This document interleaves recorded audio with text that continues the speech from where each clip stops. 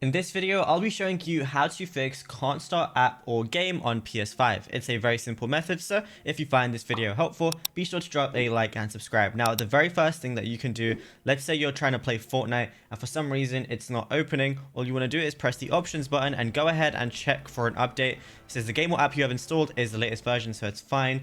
But if that still doesn't work, what you want to do is just go ahead and try and restart your PS5.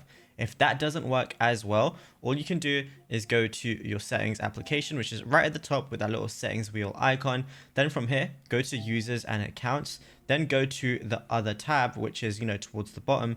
Go to restore licenses, and it says restore licenses for download content you can use. Then just try and select any game that you're having issues with and then just press restore down here. That's just going to make sure that your game is working properly as it should. But what you can also do while you're still in settings is go to system, and then from here go to system software. And then what you want to do is go to system software update and settings, and then just try and update your system software if it's not up to date. The reason is because some apps might not be working properly if you're not on the latest system software.